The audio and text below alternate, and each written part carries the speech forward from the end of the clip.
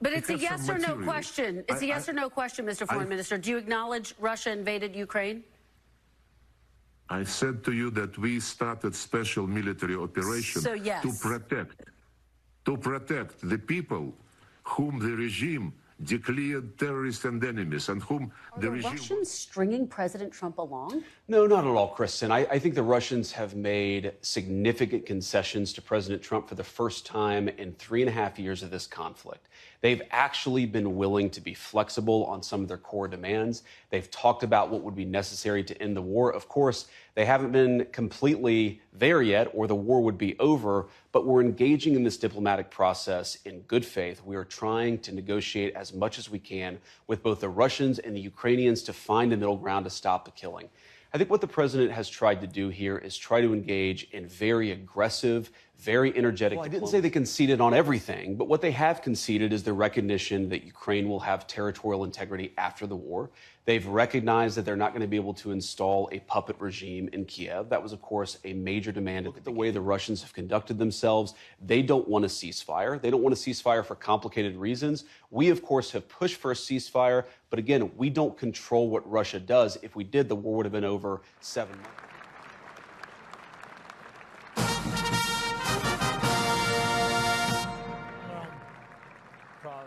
For me, it's an honor to give this order to you. Thank you so much. Thanks to you, to the United States President. Best regards to him. And thank you for your support. And all your family, by the way. Thanks so much. We have to. We need peace. Thanks so much. My appreciation. We seem to have breaking news. Apparently, the FBI has found the USB thumb drive they were looking for. Mr. Bolton was reportedly hiding it under his mustache. This is apparently the same technique he used to smuggle information in and out of the State Department. Apparently, it was President Trump who alerted the FBI to make sure they checked under his mustache. He said, and I quote, "Make sure you look under that son of a bitch's mustache. I never trusted that mustache." It gives me great pleasure to wholeheartedly endorse Curtis Sliwa running for mayor. Although I live in Baltimore now, but whatever happens in New York City happens the rest of the country, and it affects the rest of the country. Curtis has been there, especially for the Jewish community. I remember during the Crown Heights riots, he came to show support. He, one of the few public notables to show up then. And Curtis knows the city, he knows the streets, he knows the highways and byways, he knows the subway system, he knows all the little angles of the street, he knows all the neighborhoods, and he knows what New York City really needs.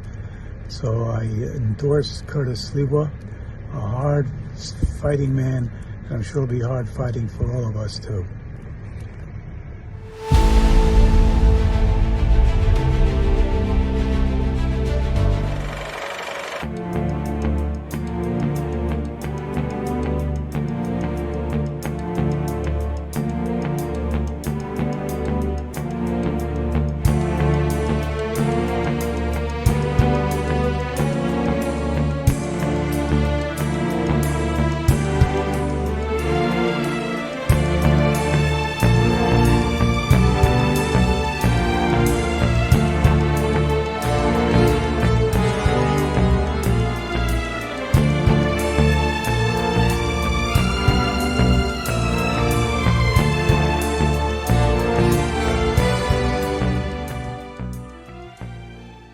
Welcome back to the SCIF. I'm still here in Beirut at the Lady of Our Well convent, north of the Beirut city in the hills. Very beautiful place. We'll be heading back to the U.S. shortly. there is breaking news across the world all weekend. It's been really difficult to stay up with it and get out the important stories on cdm.press, but you can find them all there and all our associated websites. We have a treat for you today. Dr.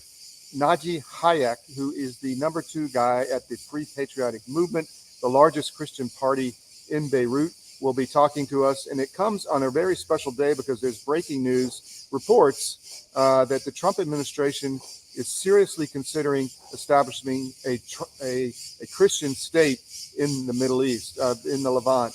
This will be a game changer for Christianity. It'll be a game changer for the Christian faith globally, and the people in the region, of course, in Iraq and Syria, who've been attacked mercilessly in recent years.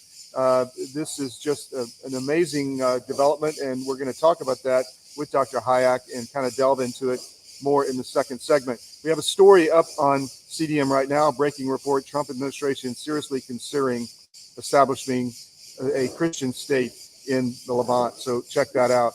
Today is August 25th. I'm your host, L Todd Wood. Here's your mission brief. Woke generals try to push the forever war in Ukraine. We are all over this. We're going to talk about this with Pete Blaber later in the week. This is really disgusting. As a former military officer myself, I find it dishonorable, but we'll tell you, we'll name names this week.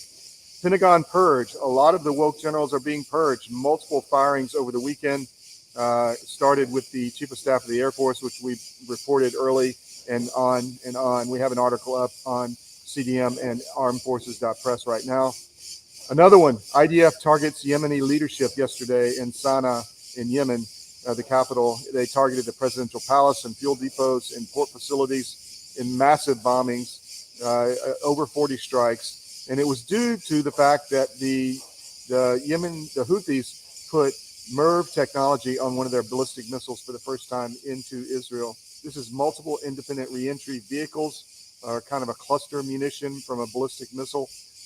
So it's very hard to defend against, and because you know 10 warheads could come out of one missile and go their separate ways. This is big news. Israel is obviously worried about it and targeted the Houthis heavily yesterday. Joe Gruters is in the RNC Chair. That is a development that we're not that happy about. Trump endorsed him, but we know what he did in Florida, and we're going to, I guess, out all of that over the coming weeks as to his history and how he has acted in a tyrannical manner and in other ways in Florida, which is kind of typical of the RPOF, the Republican Party of Florida. So we'll talk about Kat Stansel, put a great article up on that, and we'll follow it. Florida GOP sends grassroots elderly woman to the hospital for trying to enter a meeting, slammed the door on her hand. This is not good. This is getting really ugly and mean and violent in Florida between the RPOF and the grassroots. It's a story that really no one else is talking about, but we're going to talk about it. Stay with us on the SCIF. We'll be right back.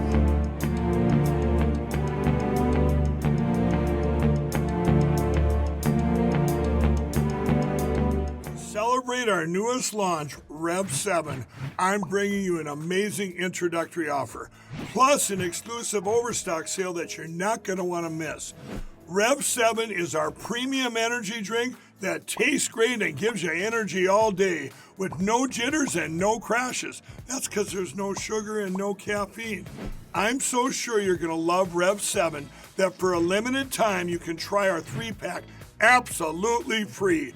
Or check out our Percale bed sheets. I can't believe I'm even going to say this. Every color, every style, every size, only $29.88. So go to mypillow.com or call the number on your screen. Use your promo code to save 20% on our Rev 7 12-packs or try our introductory 3-pack absolutely free. And our Percale bed sheets, all sizes, only $29.88, even the queens and kings. Inventory is extremely limited, so order now. Pandemic, we can never be caught unprepared again. And so many Americans, when COVID hit, they had nothing in the house. Stores were shut down and doctors' offices were shut down. And even if doctors prescribed drugs, hydroxychloroquine, ivermectin, pharmacists wouldn't fill the prescriptions. That was a nightmare. Now the situation is much worse. We have these horrible supply chain problems. In our emergency medical kit at the Wellness Company, we have 8 prescription drugs that are all potentially life-saving. Most people who died with COVID, they died in the hospital because they didn't receive early treatment. Every American family should have one of these.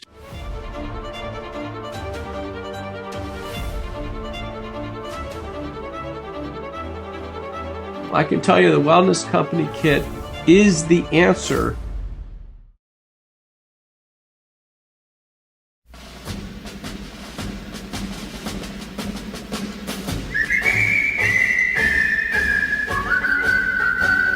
When Johnny comes marching home again, hurrah, hurrah, we'll give him a hearty welcome then, hurrah, hurrah. Oh, the men will cheer, the boys will shout, the ladies, they will all turn out and will all... Welcome back to the SCIF. Let's jump right into the story, shall we? I talked about the big one that we have up on CDM. Trump administration seriously discussing establishing a Christian state in the Levant.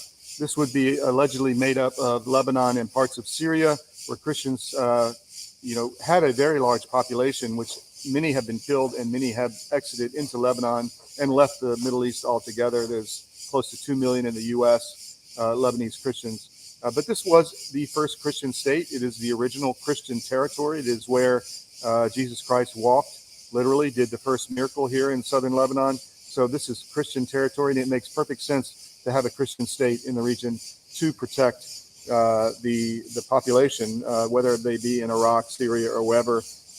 Christianity started in this region and moved up through Syria into Turkey, into Armenia.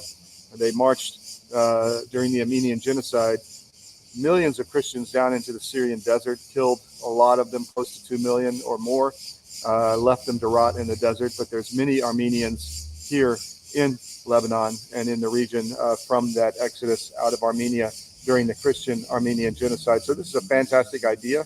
We hope it continues. There's other stuff I want to bring to your attention. Let me just bring that up right here. The IDF targeted the Houthis. This is on our Israeli site, Zionism.com. They targeted the Houthi leadership in Sana'a after cluster warhead used on ballistic missile against Israeli territory. This is a big one. It's a big no-no. It means it's an advance in weaponry that is very hard to defend against, or much harder and much more expensive, because one missile can bring, multiple warheads, 3, 10, even 20 or 30, like some of the Russians have on their nuclear missiles. Their Satan missile, Sarnak, I believe it's called. This is a game changer. Obviously, Israel didn't like it and struck the Houthi leadership very hard. We'll continue on this. You can find the story on Zionism.com. Another one. Let's get to the article up there right now on armedforces.press. No lessons learned from Afghanistan for 4 years, the Afghan withdrawal, because John Hughes has been after the integrity and the moral compass and the honor of our military leadership, which has been severely lacking in the last decade. He delves into that. It's depressing, but needs to be talked about, and it is important for the public to understand what's happening so we can force change. Another one. 3 key leaders removed in 1 week from the U.S. military. We talked about the Chief of Staff being removed from the Air Force. The head of the Defense Intelligence Agency also was removed, among others. This is a cleansing of the Obama woke generals, we believe, out of the military. It's a good thing, and we need to see more of it. And any behavior that is contrary to the Trump agenda needs to be dealt with immediately. Another one that may be near and dear to many from the Iraq era, U.S. consolidates its forces at the Erbil Air Base. This is not really a withdrawal. There's going to be about 2,500 troops there, but more of a relocation and focus on the Iranian border. It's in northwest Iran, I believe, with the Trump route for international peace and prosperity, or otherwise known as the Janjur Corridor, in southern Armenia, which was signed in the White House between the Azeri leader Aliyev and Pashinyan, the Armenian leader. It's essentially connecting Central Asia to Europe into the Black Sea through another corridor that is not controlled by Russia or Iran.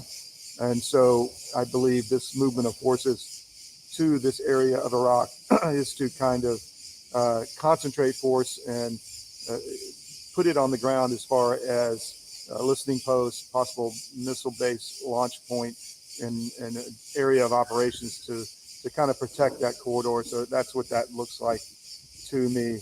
Moving to Florida. I mentioned this in the cold open, or in the open. And by the way, in the cold open, there was that piece on John Bolton finding the secrets under his mustache. That was a joke. Just let me say that. That was a satire piece. That wasn't real.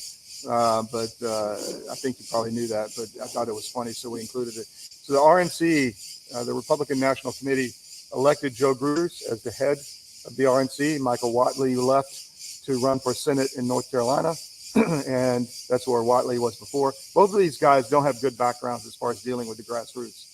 And I find this troubling. And we tell truth here, and we're going to continue to talk about the truth as we see it. And the past of Joe Gruters is something that needs to be talked about. And we're just going to put it out there for you over the next few weeks. On that note, the RPOF has had a long history over the last 4 or 5 years of dealing harshly with the grassroots. And this is an article on our Miami paper, the Miami Independent, about a woman who was trying to get into a RPOF meeting, and they slammed the door on her hand, and she had to go to the hospital. So this is getting violent.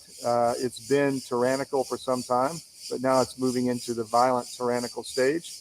The RPOF has removed people, canceled committees, stolen elections, on down the line from the grassroots in Florida. Florida is not free. It's not the gold standard for elections or for politics. The Bush-DeSantis machine has got a tight hold on that, and they don't care what they do. They don't care about their behavior.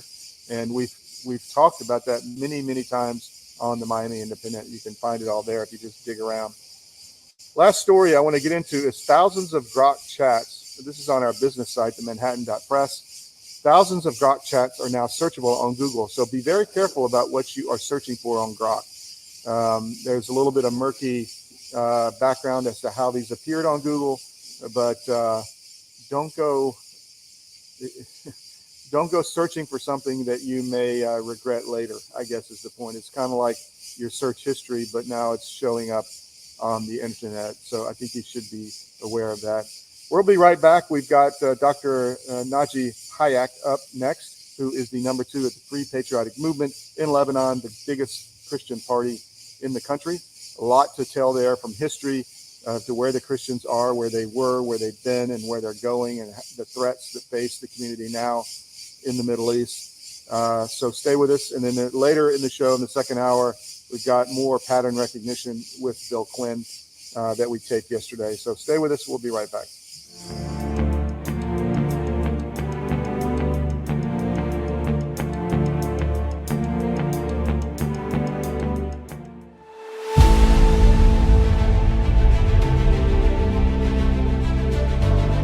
I'm a naturopathic doctor.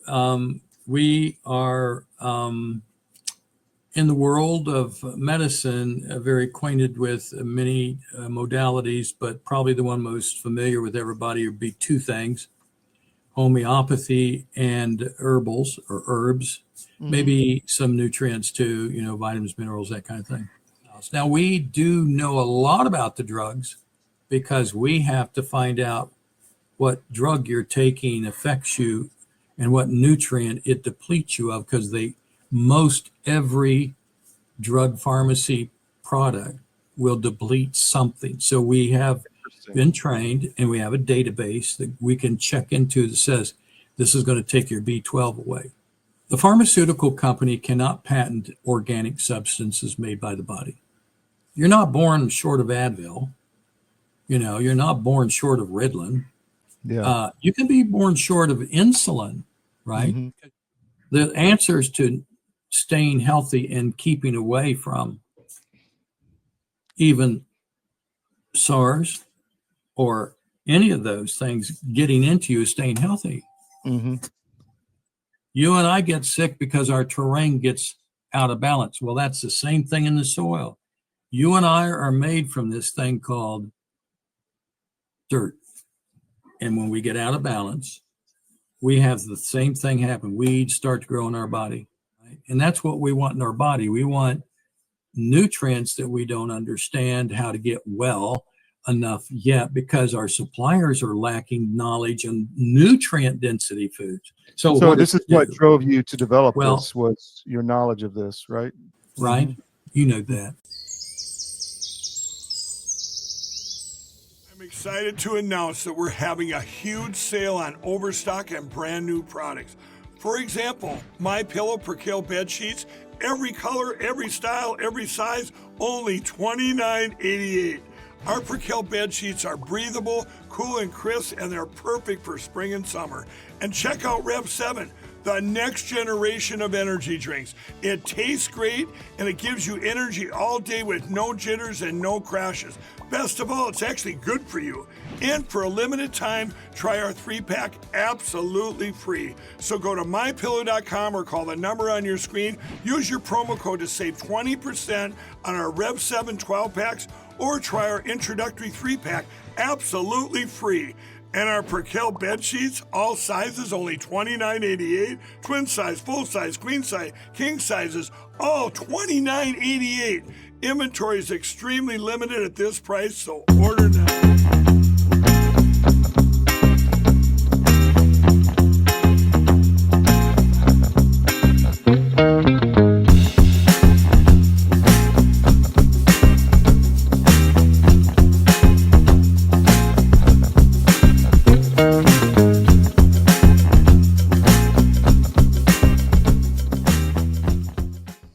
I was honored to spend some time with Dr. Naji Hayek. He is a trained surgeon in the United States. He's also the second in command, the Vice President for International Affairs of the Free Patriotic Movement, which is the largest Christian party in Lebanon. And thank you for joining me, Doc. I appreciate it. Thank you very much for hosting me. God bless you. Yes, I'm at the convent, and you're downtown Beirut.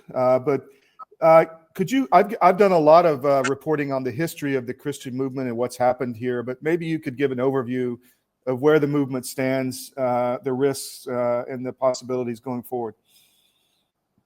I am going to give you a little briefing about the history of the Christians in Lebanon and a bit in the Middle East. Mm-hmm. As you probably know, and that this is something also that many people don't know, we are not converted to Christianism. We are the first Christians because Jesus was here. So mm-hmm. Jesus was here next to us in Israel, and the first miracle was done in the south of Lebanon. So the Christian community of Lebanon is one of the first Christian communities ever because of the proximity. The Christian community in Syria also is an old, very old Christian community, and it goes back to the year 30 or 40. Mm-hmm. The first place where the Christians were named Christians or followers of Jesus was in actual Turkey, and in the south of Turkey, in Antioch. Mm-hmm. This area was part of Syria, so the whole area was Christians up until the advent of Islam, and mm-hmm. When the Islamic Caliphate started conquering this area, the people started converting from Christianity to Islam. Christianity was able to convert many of the pagans in the whole area to Christianity, and many of them stayed pagan, very few actually. But then Islam came and they started converting by the means that mm-hmm. They used. And this is what it is. So the actual country of Lebanon had been mostly Christian in the 100 years ago, with the foundation of the Greater Lebanon. The Greater Lebanon and the smaller Lebanon that was there before the Greater Lebanon was mostly 80% Christians. But for the past 100 years, we were subject to many military activities and other also activities that made our numbers less. So wars plus mm-hmm. The amount of the numbers of Christians started going down, because the Christian family is usually smaller than a non-Christian family, especially right. in the past 40 or 50 years. So I have 2 kids. Islamic families have 7 or 8 kids, or 4 or 5 kids. So numbers are at least double. So look at this over many generations. That makes the number go down. And this is the rule of life. I mean, this is not an accusation. This is the reality of what's happening. And also, mainly in 1975, we had a big war that was launched against the Christian presence in Lebanon, because the Christians were holding most of the powers, and according to the Lebanese constitution, if you want to call it this way, the Lebanese president has to be Christian, and it has to be Maronite. Actually, it's a Catholic sect of Christianity. So there was a war that was launched by the Palestinians to take over Lebanon. The Christians defended themselves, and the army that was largely Christian, and the Christian parties had to arm. So we formed Christian militias that fought the Palestinians and fought then after that the Syrians. And there was also a big agglomeration of ISIS, kind of an ISIS of the 70s. That were revolving around the Palestinian Fatah movement and led by Arafat. So they came here to battle the infidel. We were able to hold our grounds quite steadily.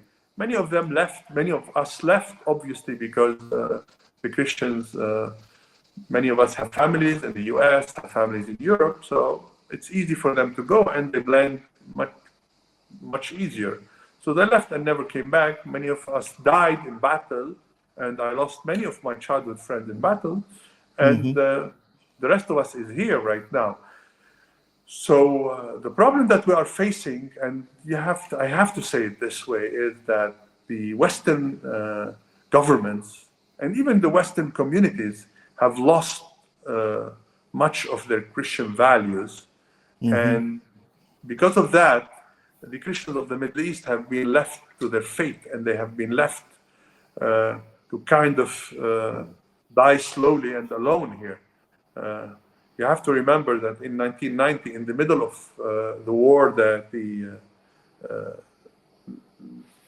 we were having against the Syrian occupation of Lebanon, the American government sponsored the invasion of the Christian area by Hafiz Assad, the father of actual Bashar al-Assad, and they let him rule Lebanon, and they let him crush all the Christian presence in Lebanon by military force, and unfortunately, with the blessing of the United States and Europe.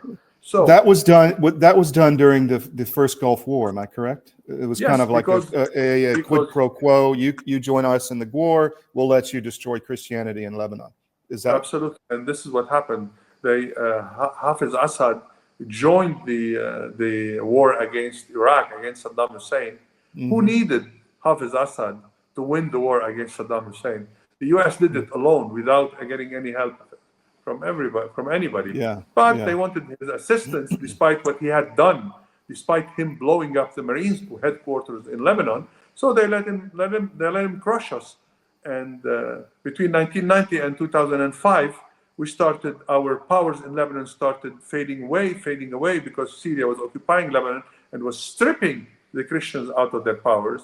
And with the whole world observing this, this is when I had to leave and go to the US to finish my medical and surgical training. I remember when I had to come back to Lebanon, we were not allowed to write Beirut on the plane ticket. It had to say Damascus. Imagine this. I used to scratch it, write Beirut on it, and at that time it was a paper, the tickets were paper tickets, so I used to get into arguments with the agents on the airports at JFK or at Newark, because they were angry because I was tampering the ticket. I said, I'm flying to Beirut, and the ticket, the flight number is going to Beirut. Why are you writing Damascus? Especially that I was one of these soldiers, army soldiers and militiamen that battled the Syrians and the Palestinians occupying Lebanon. So this is what happened. And it was not without a hard fight and battle inside the U.S. Congress that we were able to pass a law with the help of the Lebanese Christian community in the U.S. We had a law that was passed called the Syria Accountability and Lebanese Sovereignty Restoration Act that was passed in the U.S. government, in the U.S. Congress, that obliged the Syrians to get out of Lebanon.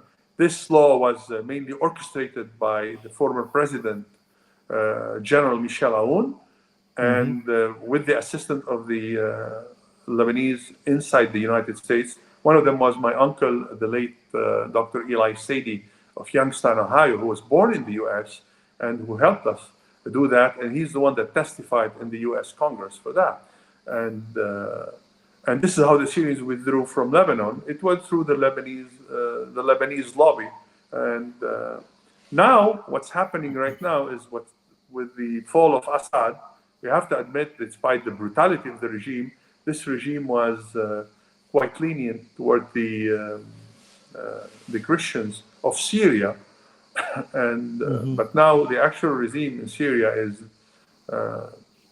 is like pushing the Christians to leave the Syria. Now, so just let me state, Assad was, you say lenient to the Christians. You could have your own lifestyle. You could go to church. You could build businesses under Assad, correct? Absolutely. You were not allowed to get involved in politics, but at the same time, there was freedom of religion, and I'm in no way trying to say that Assad was a great person. I was one of the people that battled him and fought him all my childhood and my young adult life. But this is the reality of things. So now the new regime in Syria is dangerous. I hope they'll be able to minimize their effect on the region. But in Lebanon, we still have a good Christian presence. The president and the commander-in-chief of the army and the head of the central bank, which is like the Federal Reserve in the U.S., they're still Christians, but they're stripped of some of their powers. And we're having this problem of the Hezbollah being armed and weaponized. So now with the war in the south of Lebanon, Hezbollah has been quite severely damaged, and we're trying to get rid of the arms of the Hezbollah. In the old days, before this war, we at our party had to deal with Hezbollah, and because we belong to the same country, and we were, as Christians, quite weak enough not to be able to fight or argue with what they're doing, and with them having weapons and being affiliated with Iran. But this has changed right now. But so let me ask you, how did the Shia presence come into Lebanon? The Shia presence came into Lebanon in around the year 700, right after the fall of the Shiite Khalifa in Iraq. So they came, many of them came to Lebanon, and they started living in the south of Lebanon. And they even came to the actual Christian areas of Lebanon. But the Christians were obviously before that, because the Christians in Lebanon have been here since the year 300. And many before that, again, because when the Christianity started growing, it started in Lebanon, in Syria, and in southern Turkey. And this is a reality. So we've been here much longer than that. Our church, the Maronite Church, which is a part of the Catholic Church, is the biggest Christian sect in Lebanon. And this Maronite sect is mainly based in Lebanon. It was started by a monk that lived in Aleppo in northern Syria in the year 400. But then the Patriarchate, which is like the papacy of the Christians, our church formed in Mount Lebanon here, in the area between Byblos, Jbeil, actual Jbeil, and Batroun. This is where I am right now. It was formed in the year 680. So right by the time that the Shia and the Sunnis were fighting in Iraq. But they started coming as refugees here in the beginning, and the Shiite community started growing up. So it's the Shia have been here for a very long time, and the Sunnis started also growing in influence after the Abbasides in the year before the Abbasids, the Umayyads in the year 700 and 800 and 800, 900, 1000. They started coming. The Abbasides came and they started attacking the shores of Lebanon and the mountains of Lebanon. In the year 700, the Maronites were fighting against the Umayyads that were led by Muawiyah. There was the Umayyad Khalifa who formed the Umayyad dynasty, or what do you call it, Caliphate. So, and then sometimes we win, sometimes we lose. We had some good periods here in the year 1100, 1200, 1300 because the Crusaders were here. But after they left, we got slaughtered.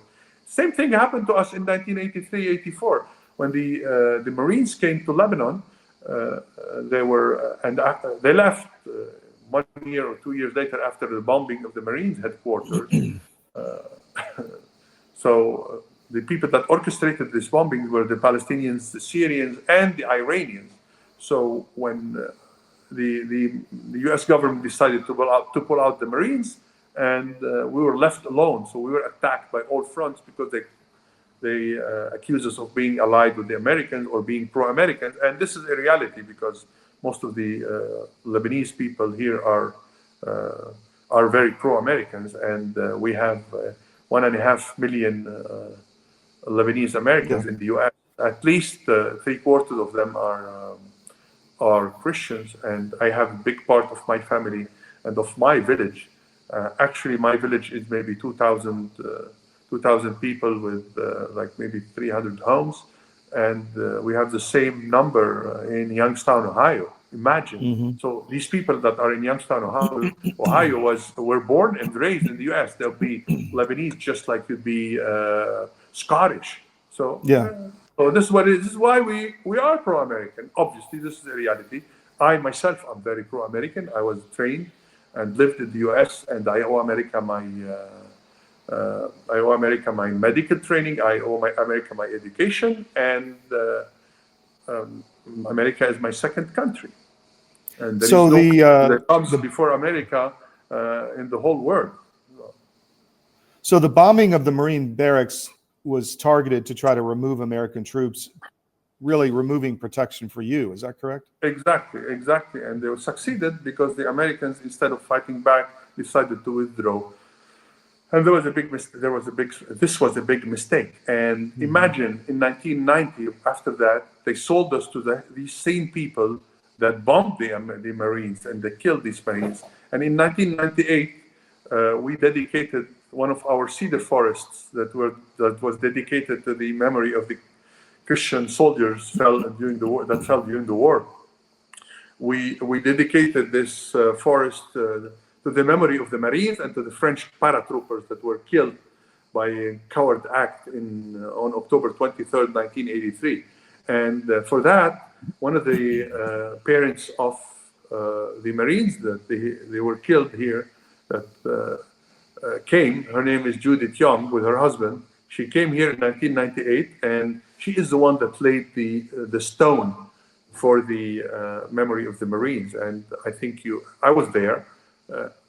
I think you remember this. You went to this cedar forest, and yes, I do. That article is on our military site. I mean, it's just so people can bring that up and see that. Absolutely. And after that, in 2003, the lady Judith Young, she had organized a big candle lighting in Camp Lejeune in North Carolina, and I officially went to Camp Lejeune, sent by then exiled general who became president after that, Michel Aoun. He went to. I went officially. I represented him in Camp Lejeune at the barracks, and I spent the night praying with the families of the fallen heroes. For the 40th anniversary, Judith Young had become the president of the Gold Star Mothers of America. The Gold Star mothers, for the people that are not familiar with it, are the mothers of the fallen military of the U.S. Of the United States of America. So for maybe 10 years, she was the president of this association that is quite a prestigious organization. She came in October of 2023, and she came, and I organized her trip. She came with one of the Marines that were here also with her. She came, and we organized a trip to the mountain where I sent you the photos, to the mountain, yes. And she saw the stone and the flowers that she had given us in 1998. So we were supposed to have a big rally for that and a big thing, but because of the events that happened in Gaza, right? I mean, a couple of weeks before the 23rd of October, we're not able to do that. But the people that are hearing me here and the U.S. People should know that since I came back and started organizing this since 1999, I was personally, and my political party were organizing prayers and masses every year for the fallen Marines, every year. And I sent you old photos. Yes, I saw those. Yeah. Even during the Syrian occupation, we used to do that. Every year there is a mass for the memory of the fallen Marines in Lebanon. We did all this. So we deserve that the U.S. government has a good eye on us and trying to help us and trying to make sure that we don't get flushed out of our homeland and out of the first Christian homeland in the whole world, and the only country in the Middle East where the Christians still have powers, and the only country in the Middle East where the president is Christian. So this is extremely important. And in this year in February, I was at the National Prayer Breakfast in Washington, and President Trump addressed me personally in the crowd when he was talking about helping the Christians and having an office in the White House to combat anti-Christian movements. And he told me, "You seem very happy," and I told him I'm very happy, and I count on him to restore peace to the Middle East and to help the Christians of Lebanon. And so he told me that he was going to do that, and I count on him for that. What you have? I sent you the video. Yeah, I would love to see it. So, well, I did see it, but I'd love to have it and play it on after this show. There's more threats from Syria now. Possibly, you have 2 million Syrian refugees in country, and you have possible threats from the Sunni jihadi government in Syria. Has there been a response from the Trump administration, like, we understand what's going on, or because you have Trump and then you have the State Department? They're two different things. So, Absolutely. you know, sometimes the lower level employees don't really think like President Trump. Are you seeing any results from the Trump administration? We haven't seen much of that, but we're giving it time because they're still going back and forth concerning the weapons of the Hezbollah. And I think this is crucial, being able to put guns and weapons solely in the hand of the official, of the Lebanese army is very important. And I think President Trump is assisting on this matter. Now, when it comes to the danger coming from the north and from the east with the jihadi government in Syria, we hear some threats, but I'm not sure they are quite credible at this point. But nobody knows, because Shara, the actual president of Syria, does not really control all the territory, and we've seen what they did to the Alawis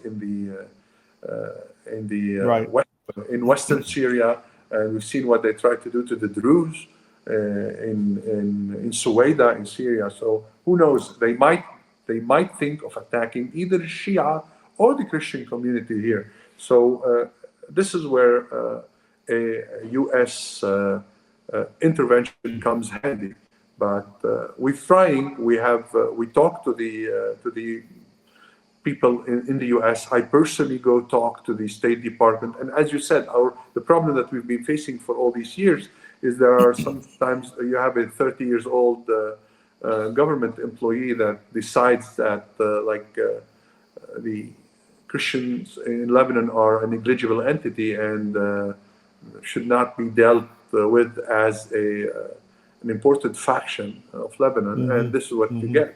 And we get people get killed, get slaughtered, and our presence starts getting diminished. So I wish we could do something more.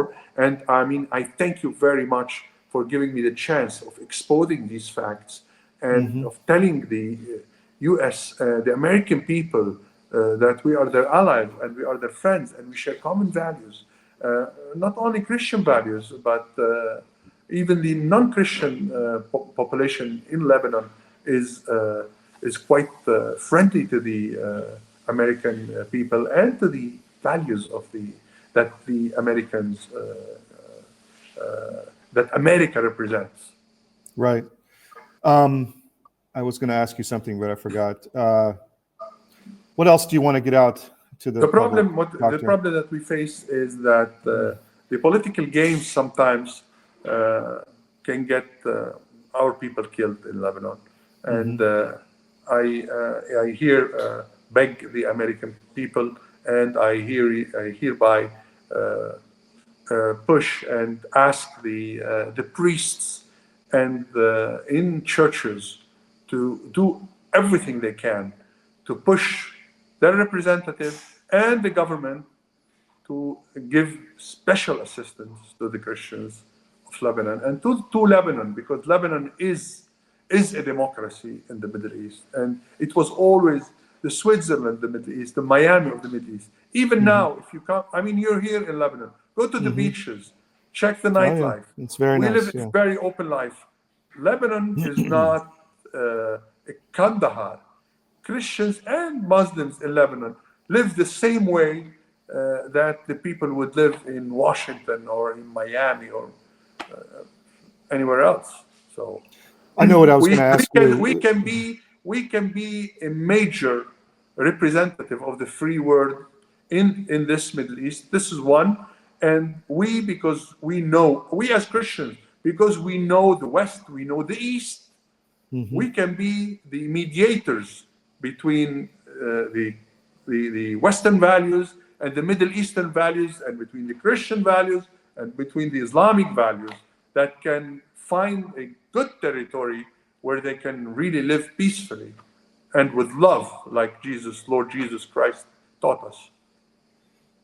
Amen. So I know what I was going to ask you. There was a lot of Christians killed in southern Syria, correct? After Golani took power? Yes, there were many Christians killed, but we don't have much info because the government there tries to limit what leaks out. But obviously with internet, a lot leaks out.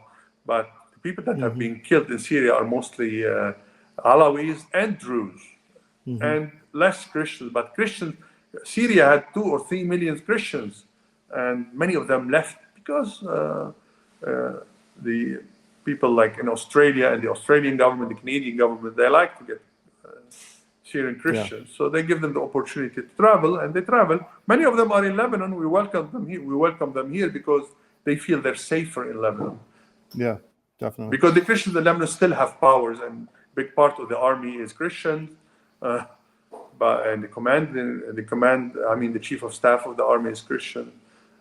And not only Christians, but even Shia and Sunnis here, they live in a more peaceful way than everywhere else in the world. I mean, the communities here are not the way many of the people think they are. I'm talking about the Shia and the Sunnis. Yes, I understand. Well, thank you for your time. I would love to have you back down the road as things develop and we have more things happening in Lebanon. Thank you very much. I think there's going to be more developments, but I appreciate your time coming on today, Doctor. Thank you very much. Okay, take care.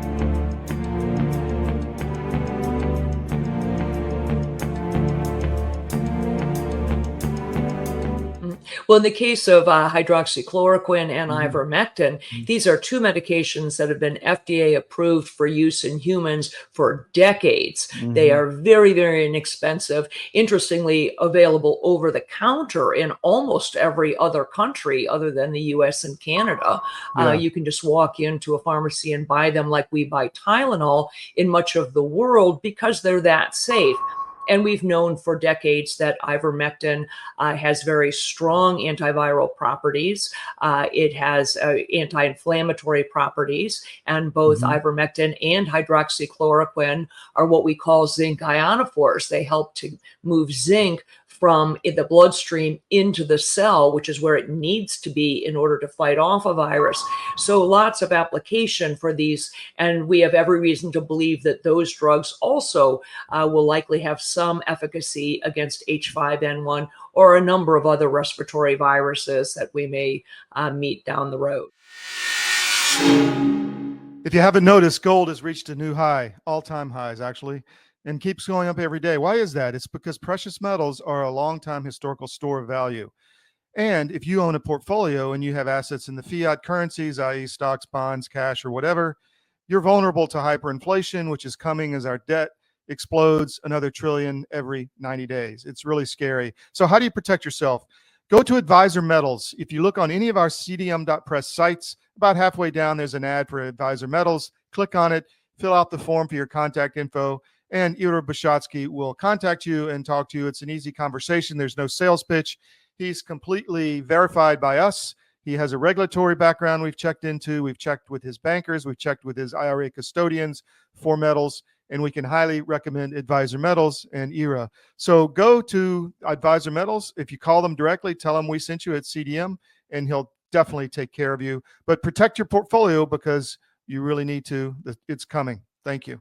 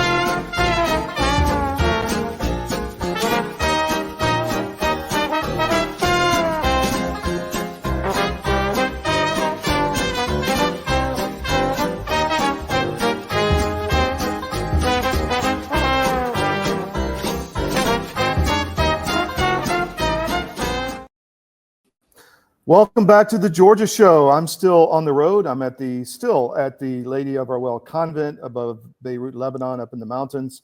Beautiful place.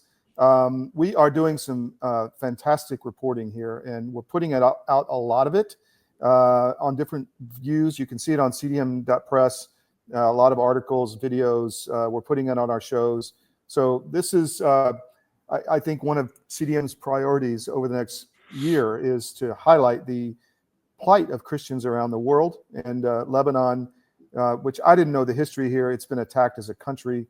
For that reason, it was the only strong Christian country in the Middle East, and it's under the attack and attempting to be destroyed. So we'll discuss that and what's going on here. We're going to talk Georgia, and Bill has a lot of stuff that he's put together. Again, pattern recognition. That's his forte. What do you got to talk about today, Bill? Well, we're going to cover some stuff at the national level.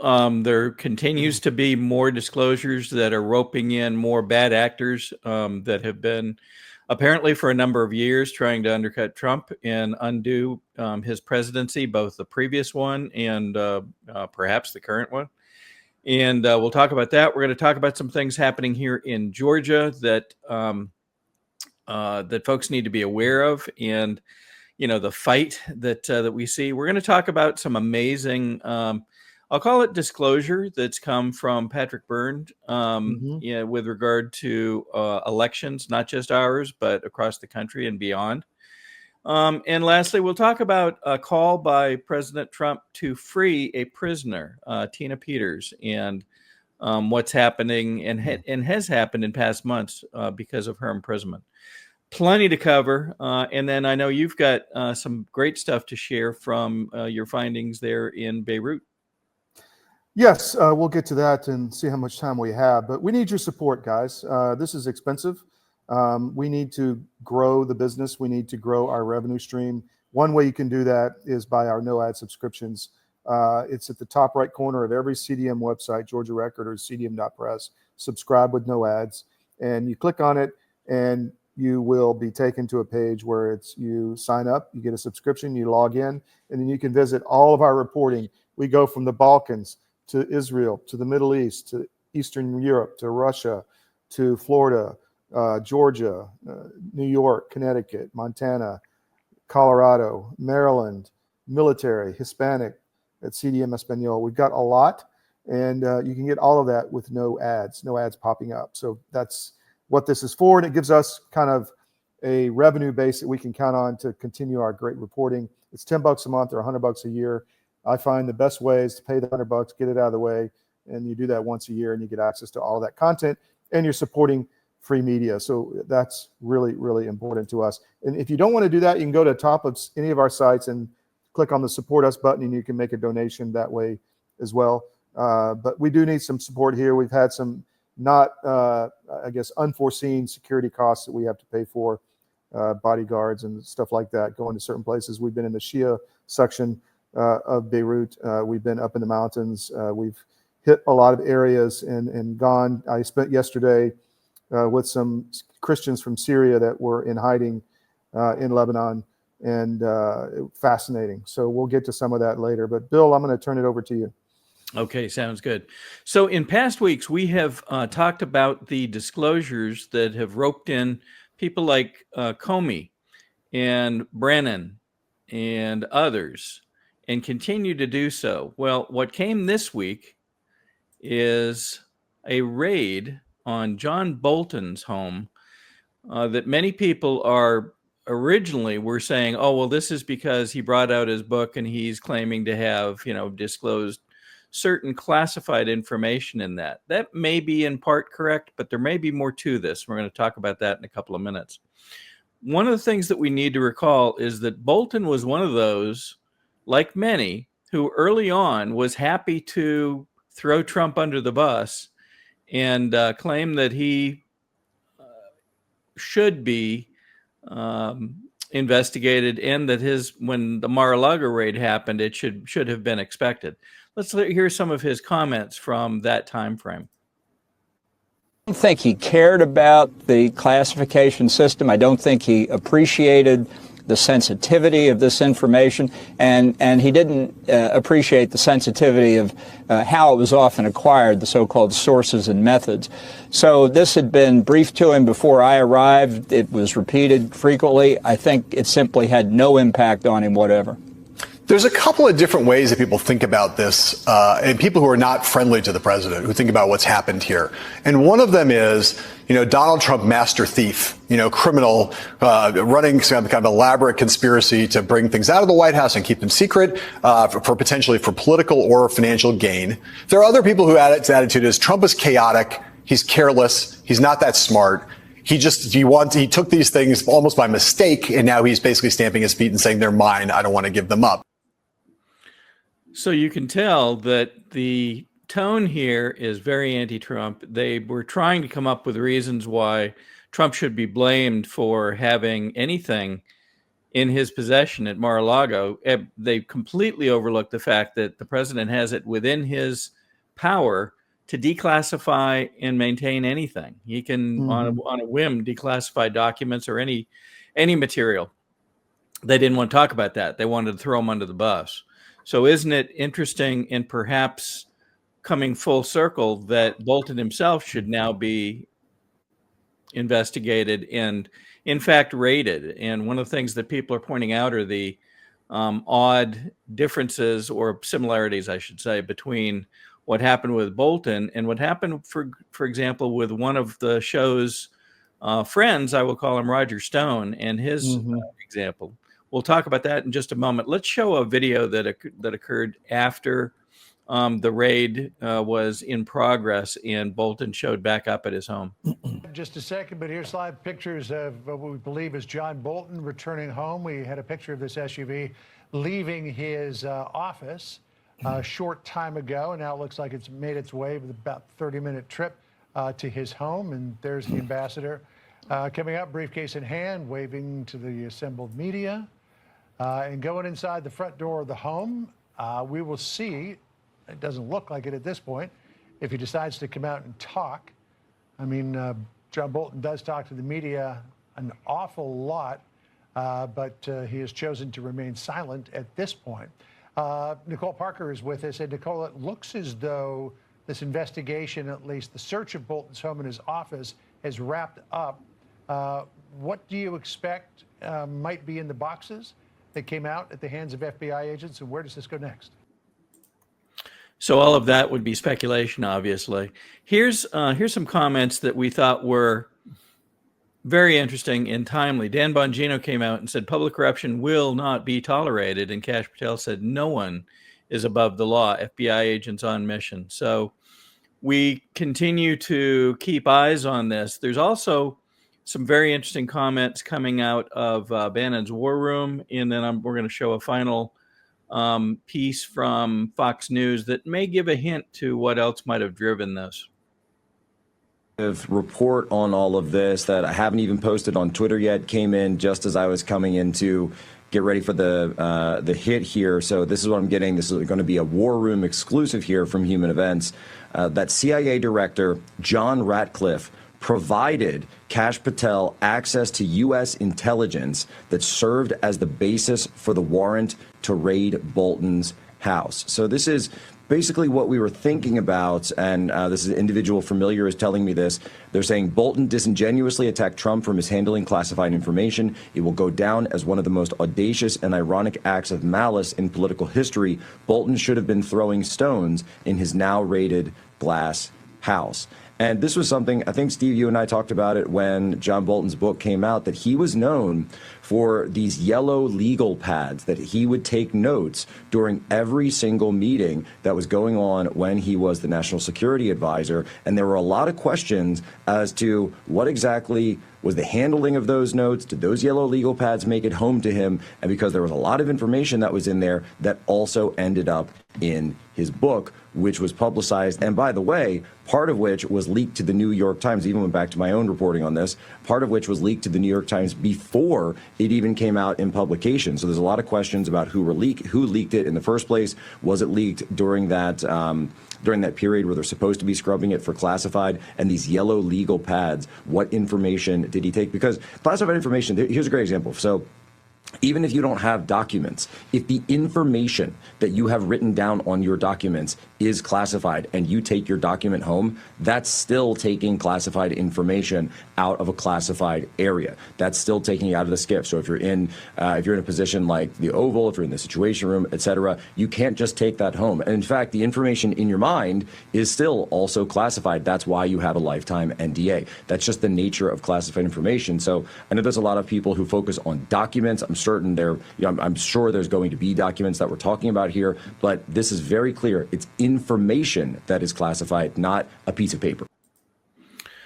So that's a very, very important point. There's lots of cases where someone might end up with classified information, but if it's the president, he's allowed, as part of his executive powers, to turn that classified information into non-classified.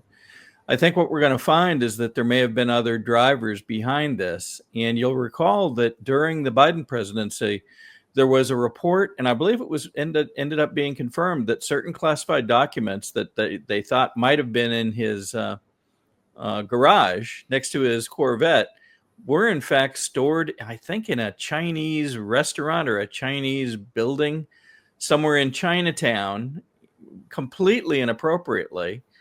And we'll see what plays out there in terms of who had what classified information. Certainly Bolton could not have unclassified anything and taken it on his own. And so this doesn't look good for Mr. Bolton at the moment. We said that there might be other drivers behind here, and Fox News came out with something that we think might have a hint here. Let's listen to what this report said. Do with classified documents or about classified intelligence that Bolton printed in his book. Trump Justice Insider Mike Davis says Democrats, rhinos, and reporters who think this raid on John Bolton is about his book will be very embarrassed when the search warrant becomes public. Primetime's hearing Bolton was making a lot of money from overseas and may have been trafficking in intelligence. That wouldn't be putting America first. Constitutional scholar Jonathan Turley, who we just heard from, says Bolton could be looking at up to 20 years in prison. So Bolton should take his own advice and take a big, beautiful, deep breath.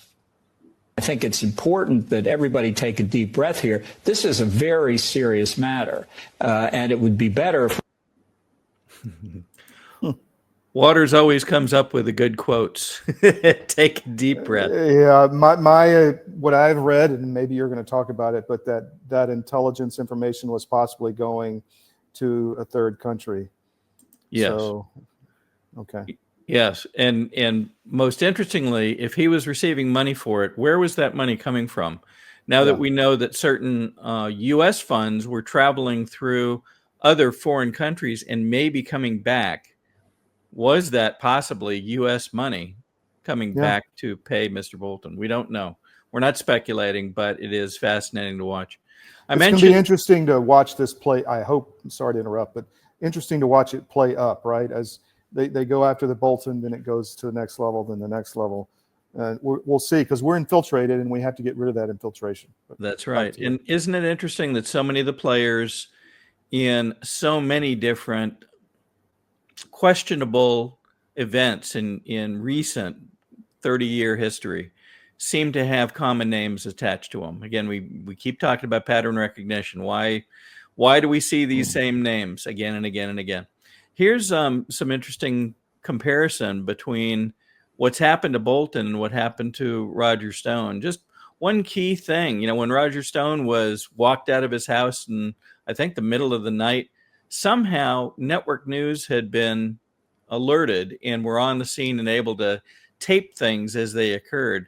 That didn't happen in this case. This was a true FBI operation, apparently, and that didn't occur. So we're seeing differences between what's being done here, which feels more like a real investigation, and what has been done in the past, which seemed more like a snipe hunt, a hunt to make people criticized and scorned and so forth. One of the most enjoyable times I had, Bill, was at Boy Scout camp with my boys, snipe hunting, by the way. There you go. You gotta be very quiet to sneak up on them too, don't that's you? True. That's be true. Very quiet. So you brought up a very important point, which is, okay, so now we've seen Bolton begin an investigation. Who's next? And so being the infrequent bettor that I am, I will put some money on that Mr. Lindsey Graham is coming up in some of this before too long. Here's an example where he was quoting that he was 1,000% confident that Russia meddled in the 2016 U.S. election. And recall what we've seen come out, that all of that made up story was meant to undercut Trump and yet not expose the real bad guys. And so he points the finger at Russia, but specifically not Ukraine. So I wouldn't be, he may not be next, but I'd be willing to bet that he is somewhere in this mix before we get done. You watch. Well, we've reported on that note for almost 10 years now. The original reporting that Ukraine was meddling in our election in 2016, I was writing for the Washington Times at that time. And you remember Paul Manafort, when he was kicked off the Trump campaign as the campaign manager. I had just met with NABU, the Ukrainian National Anti-Corruption Bureau. I called them. I said, Svetlana, what's with this New York Times article? She's like, oh, they just pulled that off the internet somewhere. So I knew then, and you can find the article at the Washington Times, they were involved. And then Sitnik, who runs NABU, came out later and was taped saying, yeah, I was working with Hillary Clinton against Trump. This has been going on a long time. I hope it all comes out. It has. We're going to see something else that's been going on a long time in just a few minutes as well. So this continues to be much more than troubling. So the other thing that happened this week is there was a very interesting post by Donald Trump, President Donald Trump, on Truth Social that came out early week. And he called for freeing Tina Peters. Now, for those who don't recall, Tina Peters was between 2019 and 2023 a county clerk in Mesa County, Arizona. She became aware after the 2020 election that something did not look right or didn't feel right. Then she learned that Dominion or whoever the machine vendor was going to come in and make certain changes to the machines. And she became concerned that data might be lost in the midst of those changes, and so contracted with an outside party to make a backup, essentially, to make sure that data was not lost. She was watching out, as her oath commands her to do, watching out for the rights of the people in Arizona. Subsequent to that, once other people in authority learned that she had made a backup, and indeed certain things appeared to be no longer on the systems, following this update, they began to attempt to show her to be in some way having committed some sort of crimes in order to essentially try to do her job. Now, keep in mind, this is a senior lady. She's very smart. She's well accomplished. She's a Gold Star mom. She lost her son in conflict. And she was apparently trying to do what she thought was right. So, very interesting. Trump calls for her to be released. He talks about the crooked Colorado politicians, including the big mail-in ballots supporting the governor of the state. And he says, let Tina Peters out right now. She did nothing wrong except catching the Democrats cheat in the election. She's an old woman, very sick. If she's not released, I'm going to take harsh measures. What he meant by that, we don't yet know. But my comments earlier in the week were, Trump is rare to make a promise that he does not fulfill. So I'm not sure what his plans are here. But I suspect and hope and we pray that Tina Peters, in fact, will be released very, very soon and exonerated of these outlandish charges. So we have a comment here. I think you misspoke. Kurt says not Arizona, Colorado. Pardon me. I did. Thank you. Thank you, Kurt. It's Colorado. You're absolutely right. Mesa County, Colorado. Okay, so Tina Peters herself and those supporting her have attempted in the past years to make information available to show what she went through, both before and during her court proceedings. There's a tape that I'd like to play that makes sure people understand what this poor woman has gone through and why you might be able to relate to Trump's call for her release. Let's take a look at this for just a moment.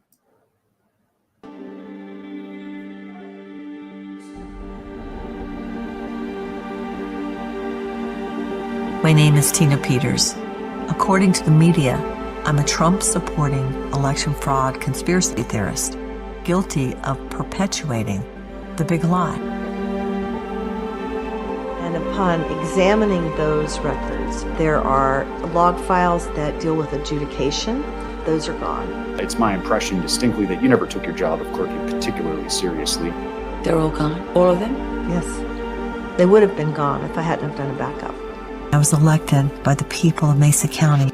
When I told my son that I was thinking of running for office, I had no idea at that time what that would mean. You abused your position. You're hurting me! You're as defiant as a defendant as this court has ever seen. These people are being selected, not elected. I'm convinced you would do it all over again if you could. And when the person's vote isn't being honored, and it's all just an illusion.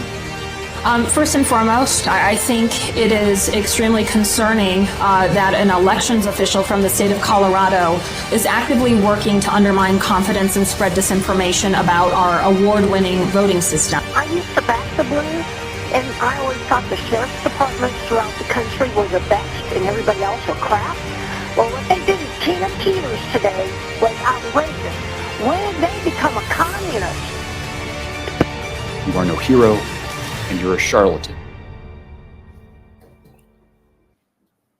The evil these criminals have done to me and my country grieves me so. The upcoming midterm elections are always on my mind. We have to save Colorado as well as our elections. They thought by falsely accusing me and throwing me in jail and prison would finally silence me.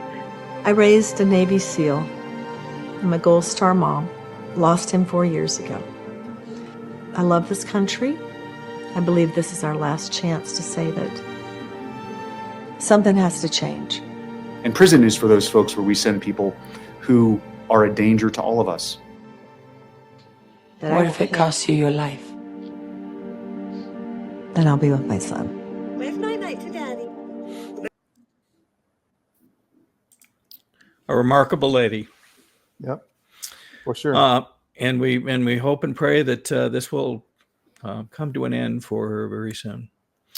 All right. Did you want to take one break before we go to this next story? Let's. I want to talk about two things, and then I'll run a couple ads. One is mypillow.com. Go there, get your Christmas presents now, get them out of the way. Great stuff there. High quality slippers, bedding, towels, clothing, dog products, all kind of stuff. Just check it out. Go to mypillow.com. Use promo code CDM. And the Wellness Company has been extremely good to CDM. Make sure you protect your family. We don't know what they're going to throw our way. We're winning in a lot of ways. They're going to try to shut us down. Make sure you can protect your family with some of the emergency medical kits. If they've been harmed already by the vaccines, you can use some of the Spike Support Program. Spend some time on their website. And I'm just going to run a couple ads here. I'm excited to announce that we're having a huge sale on overstock and brand new products. For example, My Pillow Percale bed sheets, every color, every style, every size, only $29.88. Our Percale bed sheets are breathable, cool and crisp, and they're perfect for spring and summer. And check out Rev 7, the next generation of energy drinks. It tastes great, and it gives you energy all day with no jitters and no crashes. Best of all, it's actually good for you.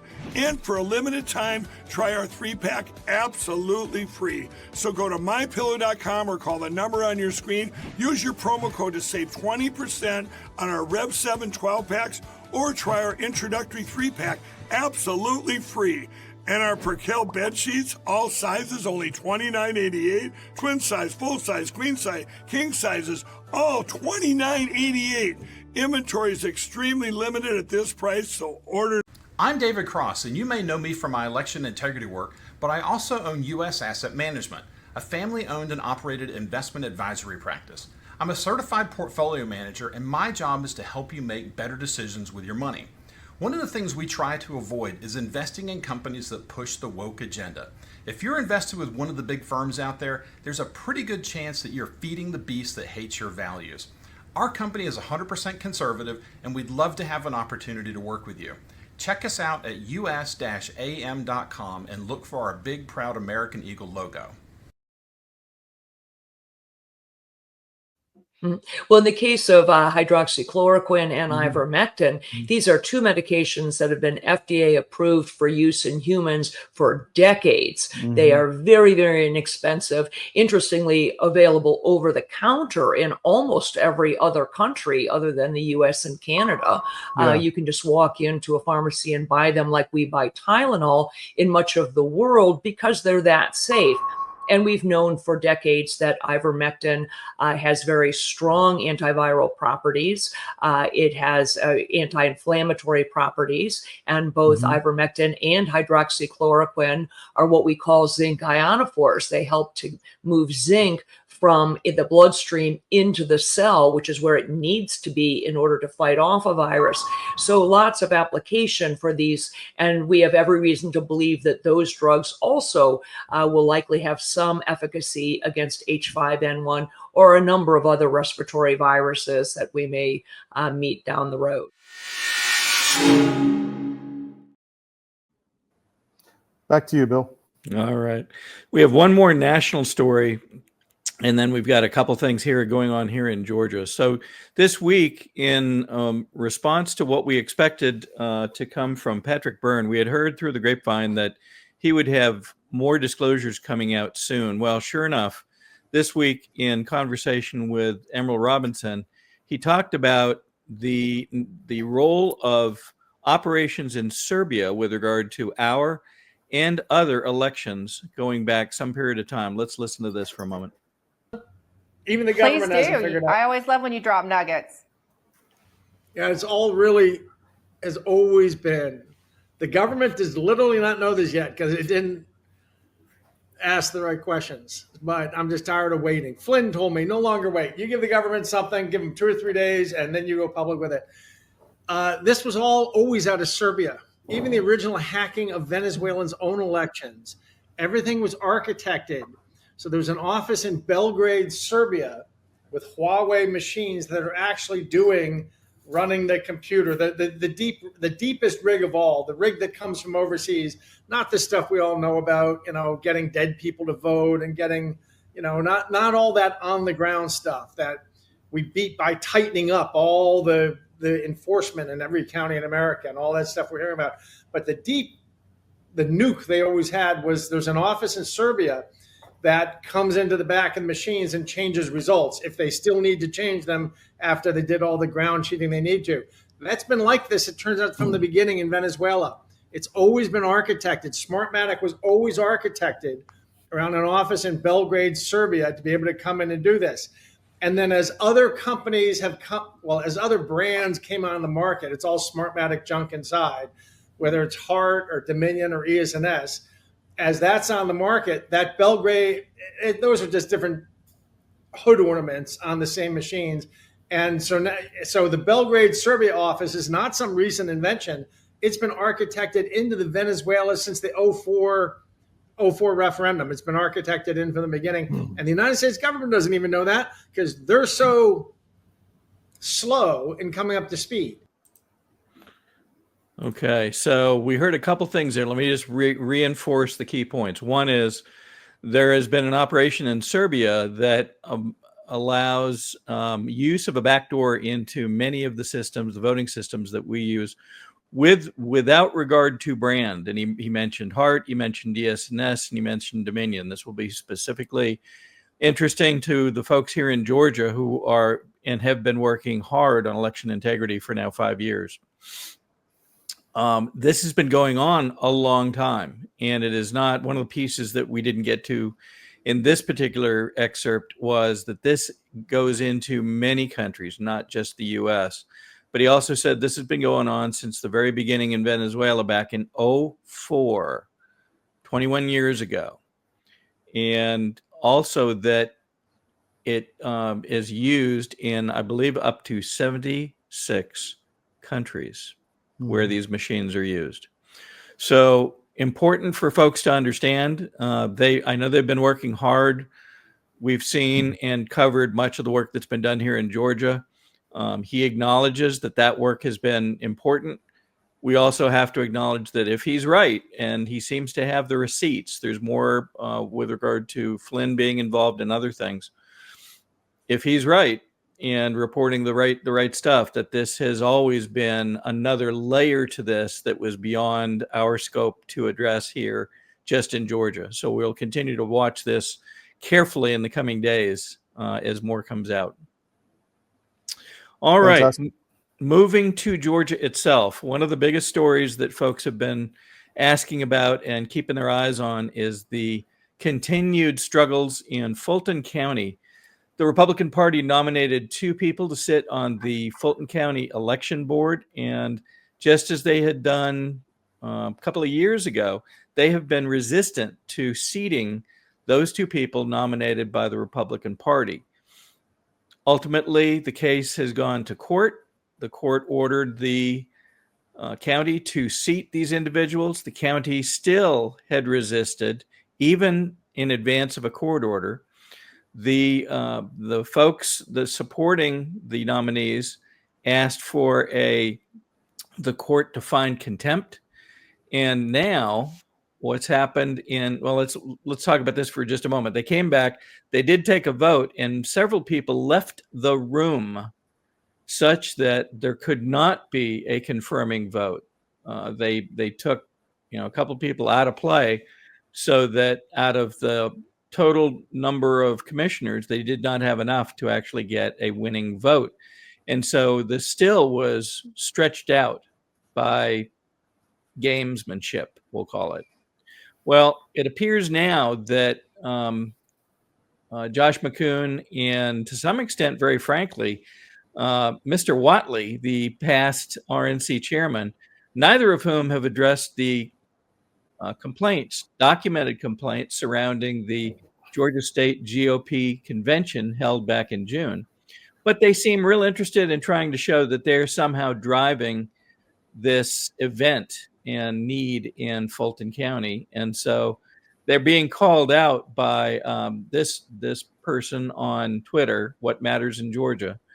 And they're being called out for trying to make it look like they're leading this effort in Fulton County, yet they're leaving members of the Frost family, some of whom are under investigation by the SEC and the FBI and Secretary of State of Georgia for a Ponzi scheme, leaving some of these people still in leadership positions in the GOP. I know that's a bit of an adjunct, but again, this is about diversion.